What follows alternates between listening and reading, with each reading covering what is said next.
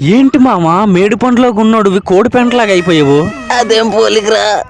ఏటైందో ముందు మ్యాటర్ చెప్పు మామ. నీ ముఖం ఎందుకు పందులు పీకిన పెంటలాగా అయింది చెప్పు. నా లవర్ లేచిపోయింది మామ.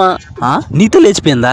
లేదు మామ, రాత్రి ఫోన్ లో ఇంట్లో ఎవరు లేరు మేమిద్దరమే ఉన్నామని చెప్తే వాళ్ళ ఇంటికి వెళ్ళాను మామ.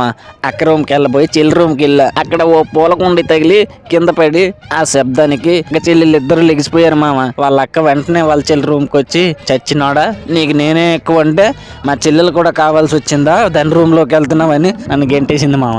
గెంటిస్తే మరి డబ్బులు ఎందుకు? అక్క గెంటేసింది కానీ చెల్లెలు ఉంది కదా మామ, తను మళ్ళీ పిలిచింది మామ. తను ఎందుకురా పిలిచింది? ఓ ఏదో పొరపాటున వచ్చావని చెప్పడానికా?